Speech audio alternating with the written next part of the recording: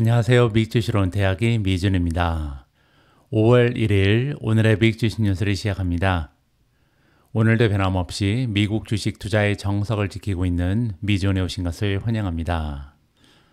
2024년의 5월 달이 시작이 됐습니다. 이번 달에도 저는 미국 주식 투자의 정석을 계속해서 지켜나갈 테니까요. 많은 분들께서 5월 달에도 함께 해주셨으면 합니다. 오늘은 방송을 본격적으로 진행하기 전에 미준 투자 전략에 대해서 간단하게 다시 한번 소개를 드리면 좋을 것 같습니다. 아무래도 제가 최근 들어서 투자하는 방식이 좀 바뀌었잖아요. 그래서 오해하시는 분들이 좀 계신 것 같습니다. 저는 제 자신이 장기 투자자라고 생각을 합니다. 근데 이제 제가 생각하는 장기 투자는 많은 분들께서 생각하시는 장기 투자랑은 약간 개념이 다르거든요. 저는 한 개의 주식을 5년, 10년 계속 들고 있는 게 장기 투자라고 생각하지 않습니다. 제가 생각하는 장기 투자자는요, 미국 증시에 투자를 하면서 증시를 떠나지 않고 오랫동안 머물면서 시간이 주는 혜택을 누리는 사람이 장기 투자자다, 이렇게 생각을 하거든요. 제가 몇 번 말씀드린 것처럼 투자에 있어서 가장 소중한 것은 시간입니다. 따라서 누가 더 오래 투자하느냐가 굉장히 중요하기 때문에 장기 투자를 하는 이유는요, 시간에서 우리가 수익을 올릴 수 있다는 믿음을 가지고 계속해서 증시를 떠나지 않는 것이다, 이렇게 말씀을 드리고 싶고요. 대신 개별 종목에 대한 선택은 저는 5년, 10년을 보면서 투자하는 것은 너무나 위험하다라는 판단하고 있습니다. 물론 저 역시도 예전에는 캐시우드처럼 이렇게 5년 이후, 10년 이후에 급등할 수 있는, 10배 성장할 수 있는 이런 종목을 찾기 위해서 노력한 적도 있는데요. 이제는 그러한 시도가 얼마나 무모한 짓인지, 얼마나 어려운 것인지 좀 절실히 깨닫고 있거든요. 그래서 제가 최근에 투자하는 방식은요, 앞으로 다가오는 6개월에서 한 1년 정도를 보면서, 짧게는 3개월 정도를 보면서 그 기간 동안 어떤 주식이 가장 좋은 주가의 상승을 도모할 수 있을까, 이러한 생각을 계속해서 하면서 포트폴리오를 리밸런싱하고 있습니다. 자, 이렇게 생각이 바뀐 이유는요, 최근 들어서 세상의 변화가 너무나 빠르다라는 생각을 하게 됐고요. 이렇게 세상의 변화가 빠르고 또 그 기업들의 모습도 계속해서 변화하는데, 우리가 감히 1년 이후의 일, 5년, 3년 아니면 10년 이후의 일을 예측하면서 투자하는 것은 너무나 좀 무모한 짓이다라는 생각을 하게 됐습니다. 따라서 제가 생각하는 투자의 방식은요, 어떻게 보면 시장을 봐서는 굉장히 롱텀을 보고 있고요. 하지만 단기적으로 각 종목들의 변화하는 모습, 진화하는 모습을 계속해서 체크하면서 투자 종목을 바꾸고 있다, 그리고 리밸런싱을 하고 있다, 이 부분을 다시 한번 설명드리고 싶습니다. 미준과 함께 해주시는 모든 분들, 이러한 투자 전략을 이해하시고 따라오시면 조금 더 제가 말씀드리는 부분이 이해가 빨리 되실 것 같습니다. 조금 있다가 이러한 방식으로 투자를 하면서 저의 투자 성과가 어땠는지 잠깐 살짝 보여드릴 수 있도록 하겠습니다. 자, 그러면 5월 첫 번째 날 준비된 오늘의 미국 주식 뉴스 바로 시작합니다. 오늘도 어제 미국 증시의 시황부터 정리하도록 하겠습니다. S&P 500 맵을 먼저 보시면요, 끔찍한 색깔로 물들어 있습니다. 전반적으로 푸른색이 거의 발견되지 않고요, 굉장히 많은 빨간색이 지배를 하고 있는데요. 또 하나 안 좋은 점은 빨간색 중에서도 굉장히 선명한 빨간색이 많이 보인다는 점입니다. 색깔이 선명하다는 것은 그만큼 하락폭이 컸다, 이렇게 볼 수가 있는데요. 예를 들어서 시가총액 1위 기업인 마이크로소프트가 3.21%나 하락을 했고요. AVGO, 브로드컴이 마이너스 2.87, 인텔도 2.84% 떨어졌고요. 아마존이 3.29% 하락하고 테슬라 역시도 5.5%나 떨어지면서 시장의 하락세를 주도했습니다. 따라서 어제는 전반적으로 시장의 폭도 굉장히 좁았고요. 더욱이 메가테크 기업들 위주로 굉장히 큰 폭으로 하락 추세가 발견된다, 이렇게 보시면 될 것 같습니다. 자, 그래서 오늘 방송에서는요, 어제 이렇게 주가가 많이 떨어진 이유부터 설명을 좀 드려야 될 것 같습니다. 어제는요, 미국에서 중요한 경제 지표 하나가 발표가 됐는데, 임플로이먼트 코스트 인덱스라고 부르는 겁니다. 미국의 인건비의 증가세를 측정할 수 있는 굉장히 소중한 수치인데요. 이 수치가 굉장히 좋지 않은 결과가 발표가 됐거든요. 자세한 내용을 한번 읽어보시죠. 임금과 수당의 상승으로, 임금은 이제 셀러리, 웨이지를 얘기하는 거고요. 수당은 우리가 보통 베네핏이라고 얘기하는 거죠. 이 두 가지 모두 올라가면서 1분기에 미국의 인건비가 예상보다 많이 증가해버렸습니다. 따라서 올해 말 예상되는 금리 인하가 지연될 가능성이 더 높아졌다. 굉장히 좀 슬픈 소식이죠. 그렇지 않아도 CPI 지수 그리고 최근에 발표된 PCE가 굉장히 높게 형성이 되면서 인플레이션이 너무나 끈질기다 이러한 공포감이 몰려왔잖아요. 자, 그런데 거기에 덧붙여서 어제 발표된 임플로이먼트 코스트 인덱스도 굉장히 좋지 않았다 이렇게 보시면 됩니다. 노동부의 노동통계국은요, 인건비의 가장 광범위한 척도인 고용비용지수, 영어로 이제 ECI라고 부르는데요. 이거를 이제 어제 발표했는데 4분기에는 0.9% 올라간 데 이어서 지난 분기에 1분기에는요, 무려 1.2%나 증가했습니다. 로이터 통신이 여론조사한 경제학자들은 ECI가 1.0% 상승할 것이다 이렇게 예상을 했었거든요. 따라서 예상치에 비해서 무려 0.2%포인트 추가적으로 올라갔다. 굉장히 좋지 않은 수치다 이렇게 보시면 되죠. 그리고 1년 전과 비교했을 때는요, 인건비가 4분기와 같은 폭인 4.2% 증가했습니다. 물론 이 수치는 2022년 말 최고치였던 5.1%에서 하락한 수치긴 합니다. 자, 그런데 좋지 않은 부분이 뭐냐면요, 여기 나와 있는 것처럼 2022년 말에 5.1을 찍고 계속해서 감소하는 모습을 보여줬거든요. 따라서 지속적으로 쭉 하락했었는데 이번에 지난 분기랑 같은 추세를 보였다. 따라서 더 이상 하락하지 않고 정체되는 모습을 보인다. 이 부분이 굉장히 좋지 않다는 거죠.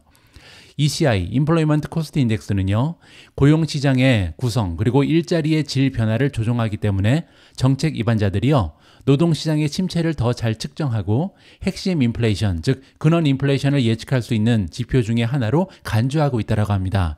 따라서 굉장히 좋지 않은 타이밍에 굉장히 좋지 않은 데이터가 발표가 된 거죠.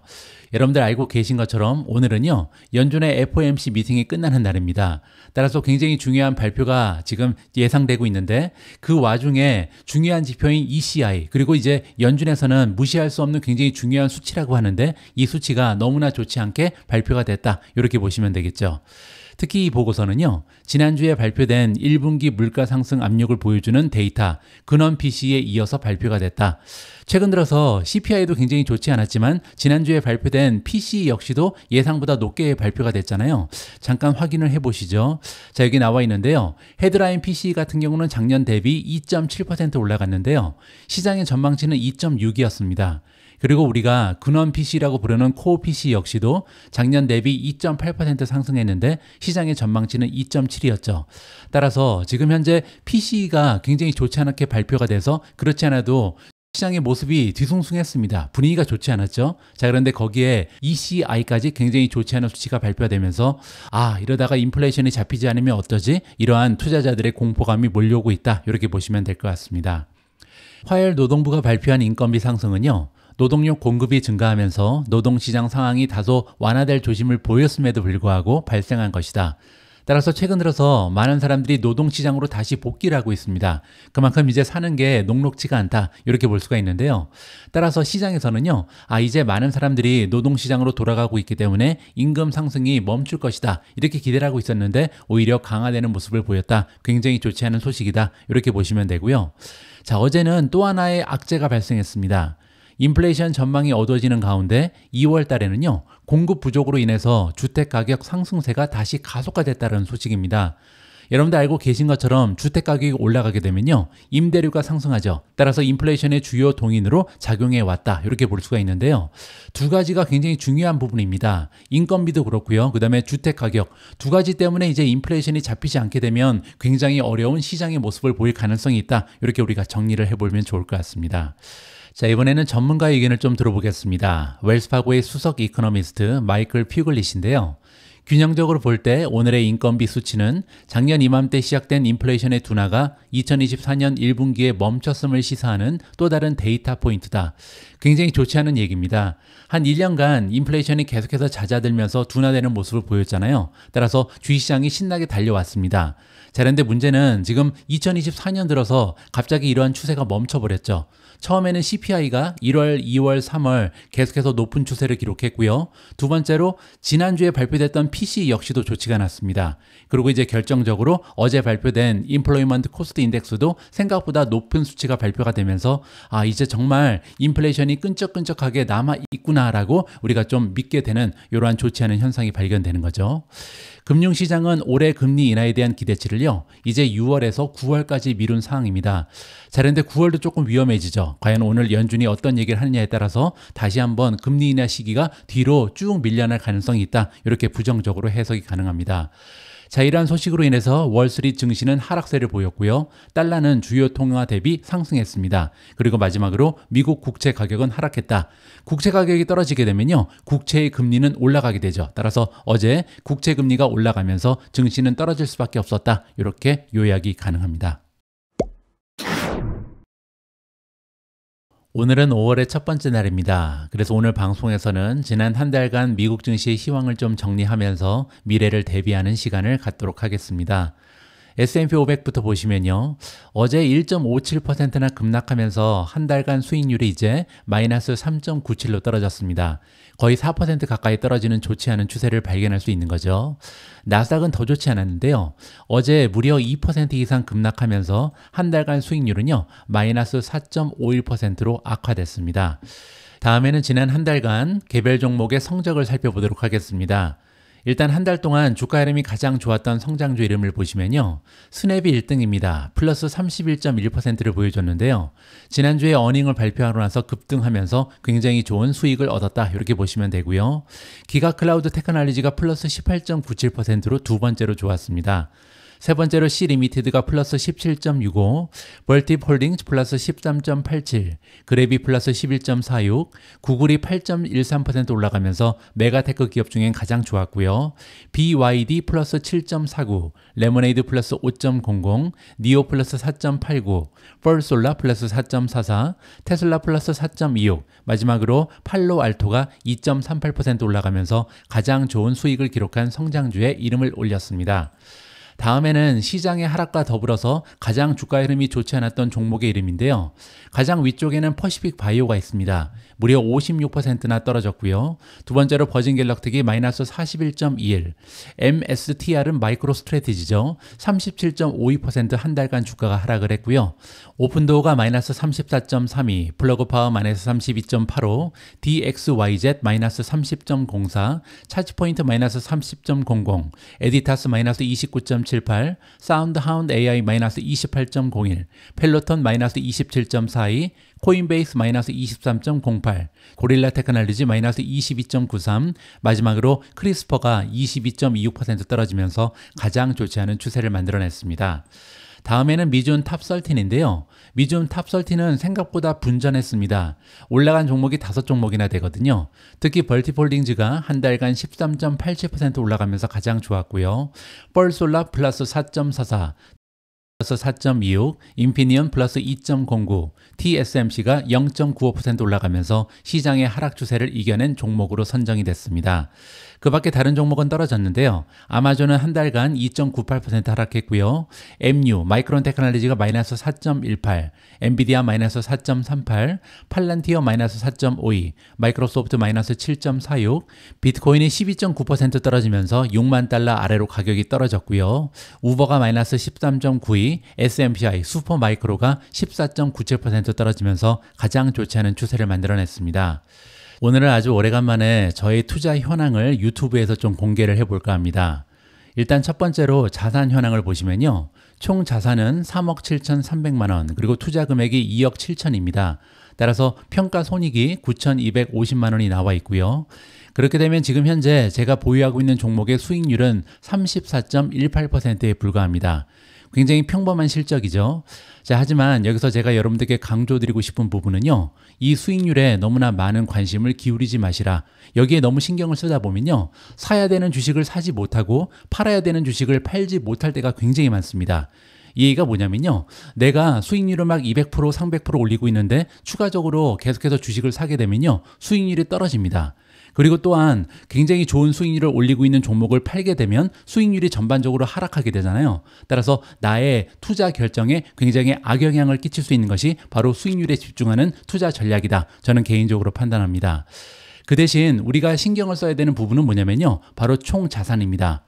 과연 나의 총 자산은 매달 얼마나 증가하고 있는가, 그리고 분기마다 얼마나 증가하고 있는가, 매년 얼마나 향상되고 있는가, 이 부분에 집중하면서 투자 전략을 세우시라. 이렇게 다시 한번 투자 전략에 대한 팁을 드리고 싶고요.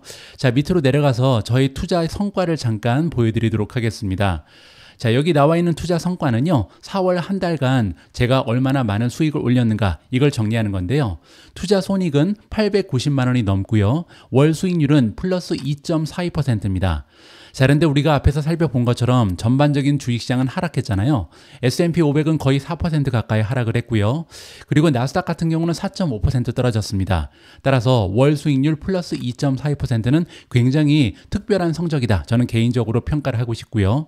그리고 최근에 1년간의 투자 성과 추이를 잠깐 보여드리면요. 지금 최근 1년간 저의 기간 수익률은 플러스 80%입니다. 따라서 S&P 500 아니면 나스닥과 비교했을 때 월등히 더 높은 수익률을 나타내고 있다. 이렇게 우리가 정리를 해볼 수가 있잖아요. 자, 제가 오늘 이렇게 저의 투자 성과를 여러분들께 보여드리는 이유는요. 내가 이렇게 투자를 잘했다, 자랑하기 위해서가 아니라요. 여러분들께 투자 전략에 대해서 다시 한번 고민을 해보시라, 이러한 조언을 드리고 싶어서입니다. 왜냐하면 우리는 예전부터 그냥 주식은 팔면 안 되고 계속해서 들고 있어야 된다, 이러한 감각관념에 시달리면서 투자를 하고 있거든요. 자, 이러한 조언이 나타난 이유는 뭐냐면요. 바로 ETF에 투자하는 사람들을 위해서 대부분의 투자 조언이 만들어졌기 때문입니다. 따라서 시장 전체에 투자하게 되면요. 시장의 미래를 예측하는 것은 너무나 어렵기 때문에 시장을 떠나서는 안 됩니다. 따라서 계속해서 주식을 모아 나가는 것이 최선이다. 이렇게 우리가 정리를 하면 좋거든요. 자, 그런데 이러한 조언은요. 개별 종목에는 맞아떨어지지 않습니다. 왜냐하면 개별 종목은 어디까지나 계속해서 펀더멘탈이 변화를 하고요. 또한 기업이 가지고 있는 스토리도 변화하고, 또한 가장 중요한 것은요. 모멘텀이 왔다 갔다 하거든요. 따라서 이러한 세 가지의 기준을 가지고 계속해서 리밸런싱을 하는 것이 훨씬 더 좋은 결과를 만들어낼 수 있다는 것이 생각이고요. 이러한 생각을 실행으로 옮겼을 때 좋은 수익률이 나타나고 있다는 것을 여러분들께 좀 보여드리고 싶었습니다. 따라서 이 방송을 함께 해주시는 분들께서도 그냥 무작정 주식은 들고 있는 것이다, 이러한 생각을 조금 깨시기 바라고요. 앞으로 다가오는 미래에는 어떠한 일이 펼쳐질런지, 내가 들고 있는 주식들은 어떠한 변화를 보여주고 있는지, 어떻게 진화하고 있는지 계속해서 리서치하고 공부할 필요가 있다. 그리고 이러한 내용을 토대로 계속해서 리밸런싱을 해야 된다는 점을 다시 한번 말씀드리고 싶습니다. 앞에서 잠깐 언급드린 것처럼 오늘 5월 1일 날은요. 오후 2시에 FOMC에서 금리 그리고 통화 정책에 대한 성명서를 발표합니다. 그리고 나서 2시 반에는 제롬 파월 의장이 기자회견을 열 예정이고요. 자, 그런데 다음 기사의 제목을 보시면요. 2023년 이후에 가장 중요한 연준의 날이 바로 오늘이다. 이러한 내용이 보도가 되고 있습니다. 무슨 얘기인지 한번 읽어보시죠. 옵션 시장은 수요일 연방준비제도의 금리 결정에 따른 S&P 500 지수의 큰 변동성 가능성에 대해서 거의 1년 만에 그 어느 때보다 더 큰 우려를 나타내고 있다고 합니다. 자, 이게 무슨 얘기인지 굉장히 궁금해지는데요. 연준이 금리에 대한 견해를 발표하고 제롬 파월 의장이 회의 후 기자회견을 하는 수요일에 벤치마크 지수는요 0.95% 움직일 것으로 예상이 된다고 합니다. 자, 이러한 예상의 근거는요. 거래자들이 동일한 행사 가격과 만기로 콜과 풋 옵션을 동일 수로 매수하는 옵션 전략이 있는데요. 영어로는 at the money 스트래들이라고 합니다. 자, 그런데 시티그룹이 집계한 데이터에 따르면 트레이더들이 FOMC 당일에 이 정도로 큰 폭의 움직임에 베팅한 것은 2023년 5월이 마지막이었다고 합니다. 자, 이 얘기를 조금 정리해서 설명을 드리면요. 옵션에는 두 가지가 있습니다. 풋 옵션 그리고 콜 옵션이 있잖아요. 콜 옵션은 주가가 올라가는데 거는 거고요. 풋 옵션은 주가가 떨어지는데 거는 겁니다. 자, 그런데 지금 현재 많은 투자자들이요. at the money 스트래들이라는 투자 전략을 구사한다. 이 얘기는요. 올라가는 수치 그리고 떨어지는 수치를 동일하게 해서 투자를 한다. 이렇게 보시면 됩니다. 따라서 풋 옵션에 투자하건 콜 옵션에 투자하건 굉장히 많이 변동될 것이다. 오늘 주가가 많이 흔들릴 것이다. 여기에 베팅을 한다. 이렇게 정리하면 될 것 같습니다. 자, 여기 이러한 현상이 일어나고 있는 이유가 설명되고 있는데요. 지금 현재 트레이더들은 전반적으로 혼조세를 보이는 어닝 시즌, 따라서 어닝 시즌의 결과도 그렇게 바람직하지 못하고요. 또한 지정학적인 불확실성이 증가되고 있고, 마지막으로 연준이 인플레이션을 억제하기 위해 금리를 더 오래 유지할 가능성이 높다. 이렇게 여러 가지 우려가 지금 겹쳐 있잖아요. 따라서 오늘 금리 발표 이후에 지난 11개월 중 어느 때보다 큰 주식시장의 변동성을 예상하고 있다. 따라서 오늘 미국 증시가 굉장히 크게 오르거나 아니면 폭락할 가능성이 있다. 이렇게 지금 베팅이 나오고 있다는 거죠. 자, 그런데 시티그룹의 전략가들에 따르면요. 옵션 트레이더들은 S&P 500의 연준 당일 움직임 규모를 지속적으로 과소평가했다라고 합니다. 이 얘기가 뭐냐면요. 2022년 초부터 지금까지 S&P 500은요. 모든 연준 결정일에 스트레들 전략이 예상한 것보다 더 커다란 장중 변동폭을 기록했다. 따라서 정리를 좀 해보면요. 지금 현재 트레이더들은요. 0.95% 올라가거나 떨어질 것에 베팅을 하고 있습니다. 자, 그런데 실제적으로 지금 작년부터 지금까지 이 스트레들 전략보다는요. 보통 실제적으로 변동성이 더 컸던 것이 S&P 500의 움직임이다. FOMC 미팅 당일날 그랬다는 거죠. 따라서 오늘 역시도 미국 증시가 1% 이상 올라가거나 떨어질 가능성이 굉장히 크게 나타나고 있다. 이렇게 정리하면 될 것 같습니다. 저는 개인적으로 1% 이상 올라갈 가능성보다는 떨어질 가능성이 더 크지 않을까 그렇게 판단하고 있습니다. 뭐 예전에도 몇 번 말씀드렸지만 굉장히 오랫동안 조정이 나타나지 않고 있잖아요. 따라서 미국 증시에는 지금 굉장히 많은 악재들이 쌓여 있는데 실제적으로 조정은 한 번도 받지 않았습니다. 따라서 주가가 올라갈 가능성보다는 떨어질 가능성이 더 많지 않을까 이렇게 예상을 한다. 개인적인 의견을 피력하고 싶습니다. 자, 이렇게 여러 가지 악재가 겹치면서 굉장히 좋지 않은 분위기가 형성되고 있는데요. 하지만 뱅크 오브 아메리카의 의견에 따르면 여름 시장 랠리를 앞두고 찾아온 매수 기회를 잡아야 된다. 이렇게 긍정적으로 전망을 제시하고 있습니다. 무슨 얘기인지 한번 살펴보시죠. 뱅크 오브 아메리카에 따르면요. 투자자들은 최근에 시장 하락에 너무 겁먹을 필요 없다. 이렇게 주장하고 있습니다. 이 회사는요, 최근의 하락세가 올 여름 시장이 다시 상승세로 돌아가기 전 유망한 진입 시점이다. 따라서 얼마 안 있다가 다시 올라갈 거니까 걱정하지 말고 줍줍해라. 이렇게 얘기하고 있는 거죠. 4월 달에는요, S&P 500 지수가 2023년 9월 이후 최악의 실적을 거둔 달입니다. 그 이유는 우리가 잘 알고 있는 것처럼 투자자들의 금리 인하에 대한 기대감이 경제지표 부진으로 사그라들면서 굉장히 좋지 않은 주가의 흐름이 나타났다. 이렇게 보시면 되고요. 미국 증시는 지난 한 달 동안 2023년 9월 이후 최악의 달을 기록했습니다. S&P 500 종합지수는 한 달 동안 3.97%나 하락을 했고요. 한때는 5,200에서 4,953까지 하락한 적도 있습니다. 전략가 스티븐 서트마이어에 따르면요. 이러한 하락세는 4월과 5월에 S&P 500 지수가 역풍을 맞는 대선해의 계절성을 반영하는 것이다. 이렇게 주장하고 있습니다. 아직까지 조정이 끝나지는 않았지만 전반적인 차트 구조는 여전히 건설적이며 계절적인 요인으로 인해서 여름 랠리에 앞서서 하락 매수를 권장하고 있다. 이렇게 월요일 메모에서 서트마이어가 썼습니다. 자, 이게 무슨 얘기인지 잠깐 설명을 드리면요. 보통은 우리가 5월에 떠나라 이런 얘기가 있잖아요. 5월부터 10월까지는요. 보통 미국 증시 역사에 봐서 가장 주가 흐름이 좋지 않았던 이러한 계절입니다. 자, 그런데 올해는 변수 하나가 있죠. 11월 달에 대선이 있잖아요. 따라서 대선을 앞두고 주가가 이렇게 많이 떨어지게 되면요. 굉장히 좋지 않은 효과가 집권당 입장에서는 맞이하게 됩니다. 따라서 집권당은 어떻게 하든지 주가를 올리기 위해서 많이 노력을 하겠죠. 따라서 이번 여름에는 주가가 랠리를 펼칠 가능성이 굉장히 높다. 이렇게 서트마이어가 주장을 하는 겁니다. 자, 그에 앞서서 주가가 떨어질 뿐이다. 올 여름부터는 올라갈 것이다. 이렇게 정리가 가능하겠죠. S&P 500 지수는요, 5,000 지지선을 이미 테스트했다. 이렇게 서트마이어가 얘기합니다. 따라서 5,000이 한번 뚫렸었는데 다시 회복을 해버렸잖아요. 따라서 5,000이 굉장히 단단한 지지선이다. 이렇게 얘기하는 거고요. 그는 지수가 상승하기 어려운 범위인 전술적인 저항선을 5,109에서 5,146까지 꼽았다. 따라서 여기에서 한번 막힐 가능성이 있다는 거죠. 따라서 5,000이 지금 지지선이고요. 5,100에서 5,146 사이에 하나의 저항선이 형성돼 있다. 이렇게 보시면 됩니다. 자, 또 한 가지의 기술적 지표가 나오는데요. S&P 500의 거래량 지표를 보시면 여름철 상승에 앞서서 계절적으로 일시 정지를 시사하고 있다라고 합니다. 따라서 최근 들어서 거래량이 많이 줄었다. 이렇게 보시면 되고요. 자, 이러한 현상은 누적 순 거래량에서 강세를 돌파할 가능성이 높고요. 재테스트 패턴을 나타내는 것이다. 이렇게 전략가가 이야기하고 있습니다. 따라서 정리를 해보면요. 당분간은 조정이 나타날 가능성이 높다. 하지만 여름부터는 랠리가 시작되기 때문에 이번 조정은 굉장히 중요한 줍줍 기회다. 이렇게 보시면 될 것 같습니다. 자, 이번에는요. 시킹 알파로 이동을 해서 스파이의 모멘텀을 좀 살펴보면 좋을 것 같습니다. 스파이는 S&P 500을 추종하는 ETF죠. 자, 서머리 페이지에서 어드밴스 클릭하시고요. 밑에 내려오셔서 차트 바이 트레이딩 뷰를 클릭해 보겠습니다. 자, 테크니컬로 이동을 해서 여러 가지 지표를 보시면요. 현재 모멘텀을 측정하는 26가지의 지표 중에 무려 13가지가 매도를 주장하고 있고요. 4가지만 매수입니다. 따라서 지금 현재 지표가 굉장히 좋지가 않은 거죠. 특히 여기 자세한 내용을 보시면요. 10일, 20일, 30일, 그리고 50일 이평선까지 깨졌습니다. 있습니다. 따라서 단기적으로는 굉장히 좋지 않은 추세가 발견될 가능성이 높다. 이렇게 보면 되고요. 물론 200일하고 100일이 깨지지 않았기 때문에 장기적으로 봤을 때는, 그리고 중기적으로 봤을 때는 건강한 추세가 유지되고 있다. 이런 식으로 해석이 가능하겠죠. 따라서 앞에서 살펴본 뱅크 오브 아메리카의 주장이 어느 정도 합당하다. 이렇게 우리가 기술적인 지표를 보면 살펴볼 수가 있겠습니다.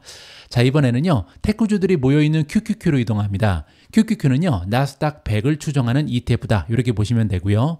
자, 마찬가지로 차트 바이 트레이딩 뷰로 이동을 해서요. 자, 테크니컬 분석을 보도록 하겠습니다. 현재 26가지의 모멘텀 지표 중에 무려 14가지가 매도를 주장하고 있고요. 단 3가지만 매수입니다. 따라서 단기적으로는 굉장히 좋지 않은 주가의 흐름이 QQQ에도 나타나고 있다. 이렇게 보시면 되고요. 자, 앞에서 살펴본 스파이랑 마찬가지로 지금 QQQ 역시도 11 이평선, 20일, 30일, 50일까지 연달아서 깨져버린 상황입니다.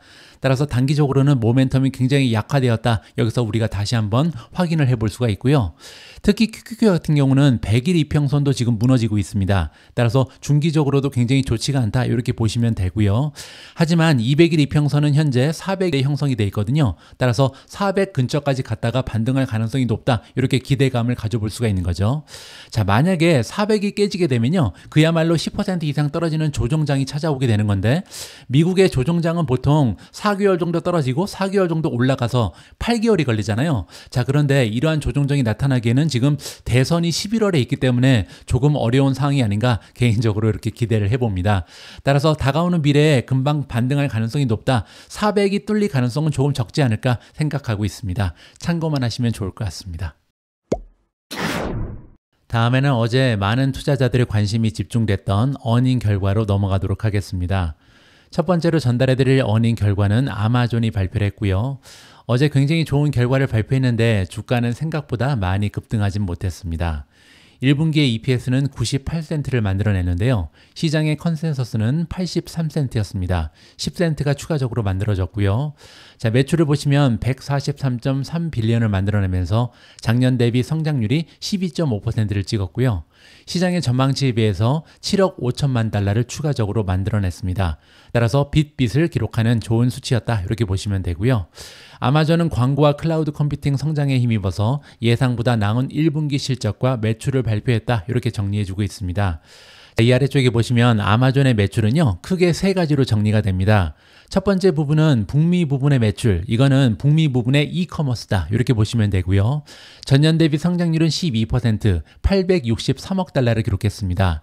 두 번째는 해외 부분인데요. 해외 부분은 인터내셔널 이커머스다. 이렇게 보시면 되고요. 319억 달러를 만들어내면서 전년 대비 성장률이 10%를 넘어섰습니다. 자, 마지막으로 가장 중요한 게 AWS죠. 아마존 웹 서비스 클라우드인데요. 전년 대비 성장률이 17%를 찍으면서 250억 달러를 기록했습니다. 자, 17%가 얼마나 좋은 수치인지 잠깐 그래프를 통해서 보여드리도록 하겠습니다. 지금 보고 계신 화면에 나와 있는 그래프는요, 전 세계 글로벌 시장을 독과점하고 있는 3대 기업의 성장 추이입니다. 1등은 아마존의 웹 서비스고요. 두 번째는 마이크로소프트의 애저, 3등은 구글 클라우드입니다. 보시는 것처럼 가장 짙은 색으로 표시된 게 아마존이고요. 두 번째로 짙은 색이 마이크로소프트의 애저, 그리고 가장 흐린 색이 구글의 클라우드다. 이렇게 보시면 되고요.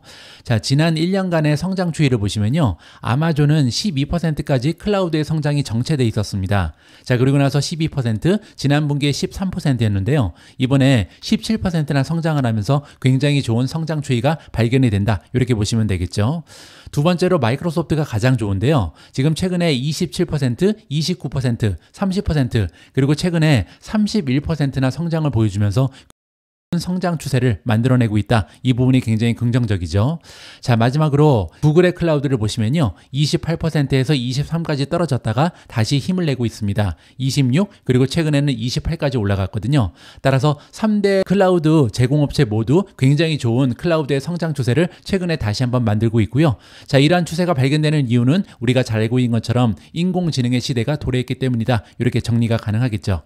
자, 어쨌든 아마존 역시도 굉장히 좋은 AWS의 매출 성장 추세를 보이면서 주가가 급등할 수 있는 가능성이 있었는데 그렇게 올라가지 못했다. 이 부분에 대해서는 조금 있다가 다시 설명을 드릴 수 있도록 하겠습니다. 자, 한 가지 더 많은 투자자들이 관심을 가지고 있는 부분이 있는데요. 바로 광고입니다. 광고 매출은 118억 달러를 기록했고요. 컨센서스는 117억이었습니다. 따라서 광고 매출도 생각보다 좋았다. 전망치를 넘어섰다. 이렇게 보시면 되겠죠. 자, 이제는 가이던스가 중요한데요. 2분기에 1,440억에서 1,490억 달러의 매출을 가이던스로 제시했습니다. 그 의미는요. 작년 대비 성장률이 7%에서 잘하면 11%를 찍을 것이다. 이렇게 밝혔거든요. 그런데 애널리스트들은요. 12%를 예상했습니다. 1,500달러는 넘지 않을까 이렇게 제시를 한 거죠.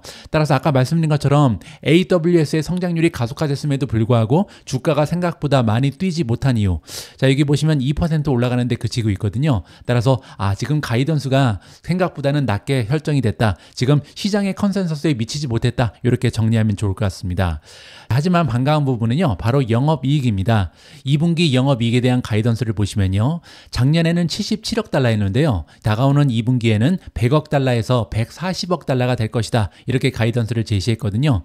그 얘기는 아무리 못해도 한 50%에서 100% 가까이 성장할 가능성이 높다. 따라서 굉장한 가이던스가 제시가 된 거죠. AWS가 다시 나옵니다. 1분기 매출은 250억 달러를 찍으면서 작년 대비 성장률이 17%까지 올라갔죠. 그런데 월가의 전망치는요. 245억, 즉 12%나 전망치를 초과 달성했습니다. 따라서 굉장히 좋은 수치가 AWS 클라우드에서 나왔다. 이렇게 보시면 되고요. 아마존의 경영진에 따르면요. 기업들의 비용 최적화가 점점 줄어들고 있다고 합니다. 그 얘기는요. 클라우드 쪽에 이제 점점 더 많은 지출을 늘려나가고 있다. 호주머니를 열고 있다. 이렇게 얘기하는 거죠. 자, 그리고 또한 생성형 인공지능의 부상 때문에 클라우드 비즈니스에 굉장히 많은 도움을 받고 있다. 이렇게 낙관적인 전망을 제시했다고 합니다. 자, 그리고 광고도 다시 한번 나누는데요. 24%나 증가한 118억 달러, 그리고 컨센서스 예상치를 약간 상회했습니다. 리테일업이나 클라우드 컴퓨팅보다 빠르게 성장한 아마존의 광고 사업은요. 점점 더 중요한 수익 동력이 되고 있다. 그리고 온라인 광고의 주요 플레이어로 아마존이 부상하고 있다고 나와 있습니다. 저는 개인적으로요. 아마존의 비즈니스 중에 이 광고 매출이 굉장히 중요하다고 생각을 하고요. 또한 굉장히 커다란 기대감을 가지고 있습니다. 그 이유는 뭐냐면요. 아마존은 광고랑 그리고 이커머스를 연결할 수 있는 굉장히 독특한 비즈니스 모델을 구축하고 있잖아요. 자, 이 얘기는 뭐냐면 아마존 같은 경우는 지금 많은 투자를 진행하고 있는 아마존 스트리밍 서비스, 아마존 프라임이죠. 거기에 스마트 홈 기기 같은 것을 이용을 해서 광고를 진행하고요. 이 광고를 바로 아마존 전 세계 1등 이커머스로 연결을 해서 바로 매출을 올려줄 수 있는 굉장히 독특한 위치를 차지하고 있습니다. 따라서 광고주 입장에서는요. 아마존처럼 효과가 좋은 광고의 플랫폼이 없는 셈이죠. 따라서 저는 다가오는 미래에 점점 더 아마존 비즈니스에서 광고 비즈니스가 차지하는 비율이 올라갈 것이다. 이렇게 예상을 하고 있습니다. 다음에는 영업이익인데요. 작년 대비 200% 이상 급등한 153억 달러를 만들어냈습니다. 거기에 사상 최초로 아마존의 영업이익 마진이 두 자릿수까지 올라갔거든요. 따라서 이는 비용 절감 조치 그리고 효율성에 대한 집중이 수익성을 강화하고 있음을 보여주는 최신의 시도다. 굉장히 좋은 추세가 발견된다. 이렇게 보시면 됩니다. 참고로 AWS는요. 전체 영업이익의 62%를 차지하고 있는 사항입니다. 다음으로 준비된 기사는 슈퍼마이크로컴퓨터의 어닝 결과입니다. 개인적으로 슈퍼마이크로컴퓨터는요. 미준 탑13의 포트폴리오에서 한때는 굉장히 높은 비중을 차지했던 최고의 종목이었거든요. 근데 제가 몇 달간 지속적으로 분할 매도하면서 현재는 보유 비중이 굉장히 많이 감소했습니다. 따라서 저는 개인적으로 언제쯤 다시 슈퍼마이크로컴퓨터의 비중을 높여야 될지 이 부분에 많은 관심을 가지고 있거든요. 자, 이번에 어닝 결과를 체크하면서 과연 언제쯤 재진입하면 좋을지 시기를 가늠하면 좋을 것 같습니다. 자, 일단 어닝 결과를 보시면요. 3분기에 논갭 EPS가 6달러 65센트를 보고했는데요. 시장의 전망치에 비해서 무려 1달러 8센트를 추가적으로 만들어냈습니다. 따라서 굉장히 좋은 어닝 실적이 발표가 된 거고요. 하지만 안타까운 부분은요. 매출이 지금 200% 이상 성장했음에도 불구하고 시장의 기대치가 너무 높았기 때문에 5천만 달러가 모자랐습니다. 따라서 어제 어닝은 빗이었는데 매출에서 미스가 나오면서 주가가 많이 떨어졌다. 이렇게 보시면 되고요. 한때는 15% 가까이 떨어졌다가 이제는 마이너스 9.17%로 잠잠한 모습을 보여주고 있습니다.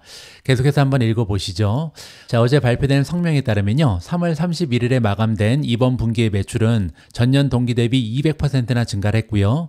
이는 전 분기의 103% 증가에 비교하면 매우 높은 수치다. 따라서 가면 갈수록 성장률이 오히려 좋아지고 있는 기업이다. 이렇게 긍정적으로 해석이 가능합니다. 더욱이 순이익은요 4억 2250만 달러를 만들어내면서 전년 동기 작년에는 8580만 달러에 불과했습니다. 따라서 1년 만에 순이익은 무려 5배 가까이 증가했다. 이렇게 긍정적으로 정리가 가능합니다. CEO인 찰스 리앙은 성명에서 슈퍼마이크로컴퓨터의 2024년 회계연도 매출 가이던스를 상향 조정했습니다. 원래는 143억에서 147억 달러였는데요. 자, 어제 발표하기를 147에서 151억 달러는 가능하다. 이렇게 가이던스를 올렸고요. 애널리스트들의 컨센서스는 146억 달러에 불과합니다. 따라서 컨센서스를 가볍게 뛰어넘는 굉장히 좋은 가이던스가 발표가 된 거죠. 자, 그리고 다음 분기를 보도록 하겠습니다. 2024년 6월 30일로 끝나는 2024년 회계연도의 4분기 순매출 가이던스는요. 51억에서 55억 달러를 제시했는데요. 시장의 기대치는 48억 6천만 달러에 불과하고요. 자, 그리고 주당 갭 순이익 같은 경우는 7.2에서 8.05 달러를 제시했습니다. 자, 그리고 논갭 EPS는 순이익이 7.62에서 8.42 달러. 자, 그런데 컨센서스는 6.96에 불과하거든요. 따라서 매출도 그렇고 순이익에 대한 가이던스도 다음 분기에 굉장히 좋다. 이렇게 보시면 됩니다. 자, 그리고 경쟁에 대해서도 한마디 했습니다. 이 회사는 기존 IT 장비 공급업체인 휴레파카드 엔터프라이즈 그리고 이제 델과도 경쟁이 심화되고 있잖아요. 하지만 CEO인 리앙은 성명에서 다음과 같이 얘기했습니다. 슈퍼마이크로가 계속해서 시장 점유율을 차지할 것이다. 지킬 수 있다. 이렇게 기대감을 표시했거든요. 따라서 투자자들이 생각하는 것보다 경쟁에서 우위를 점하고 있다. 이러한 힌트를 주는 거죠. 따라서 어제 발표된 내용을 정리해 보면요. 사실 어닝 결과도 굉장히 좋았는데 안타까운 거는 200% 이상 매출이 성장했지만 미스 하나가 나왔다. 이것 때문에 주가가 많이 떨어진 것을 확인해 볼 수가 있었습니다. 오늘 방송의 마지막 부분은요. 제가 개인적으로는 투자를 진행하고 있지는 않지만 많은 한국인 투자자분들께서 보유하고 계신 AMD의 어닝 결과를 정리하면서 마무리하도록 하겠습니다. 1분기의 논갭 EPS가 0.62가 나왔고요. 시장의 전망치보다 1센트를 추가적으로 만들었습니다. 매출은 5.47 빌리언을 보고했는데요. 작년 대비 성장률은 2.2%고요. 시장의 전망치에 비해서 2천만 달러를 추가적으로 만들어냈습니다. 따라서 굉장히 소폭이긴 했지만 빚이 만들어지는 좋은 결과가 발표가 된 거죠. AMD의 이번 분기에 대한 가이던스를 보시면요. 약 57억 달러의 매출을 예상하고 있고요. 월가의 추정치는 56억 9천만 달러입니다. 따라서 거의 비슷한 수치다. 이렇게 보시면 되고요. 작년 대비 성장률은 6% 정도 가능하다. 이렇게 발표가 나왔습니다. 갭 순이익을 보시면 1억 2,300만 달러, 즉 주당 7센트를 만들어냈는데요. 전년 동기에 1억 3,900만 달러의 순손실에서 굉장히 좋은 향상이 있었다. 따라서 1년 전만 해도 마이너스 손실을 보던 기업이 이번에 갭으로 따져도 플러스로 전향했다. 이렇게 보시면 될 것 같습니다. 매출은 전년 동기 대비 2% 증가했고요. 가장 중요한 부분으로 넘어갑니다. 바로 AI 칩에 관련된 부분인데요. 이 칩 제조업체 AMD는 엔비디아의 그래픽 처리 장치 GPU고요. GPU와 경쟁하는 MI300 시리즈의 AI 칩 판매 덕분에 데이터 센터 부분의 매출이 전년 대비 80%나 성장한 23억 달러를 기록했다. 이렇게 자랑을 했습니다. 기사수는요. 마이크로소프트, 메타, 오라클이 AMD의 MI300X를 사용한다. 이렇게 밝혔습니다. 물론 이 얘기가 이 기업들이 AMD만 쓴다 이렇게 보면 안 될 것 같고요. 엔비디아의 GPU를 사용하되 부족분을 지금 AMD를 가져다 쓴다 이렇게 보는 것이 정확할 것 같습니다. 2023년 4분기 출시 이후에 10억 달러 이상의 MI300X 칩을 판매했다. 굉장히 잘 팔린다 이렇게 이야기한 거고요.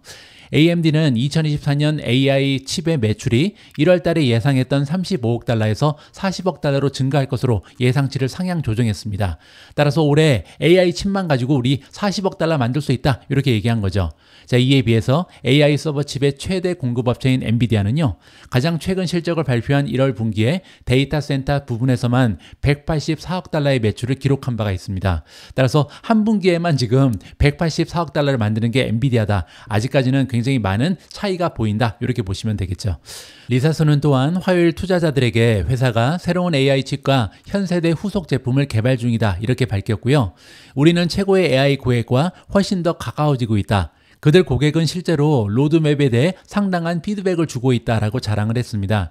이 얘기는요, 이제 고객들이 AMD한테 오히려 주문을 하고 있다는 거죠. 이렇게 만들어줘, 이렇게 피드백을 많이 주면서 점점 더 많은 GPU를 판매할 수 있는 길이 열리고 있다, 이렇게 밝힌 겁니다.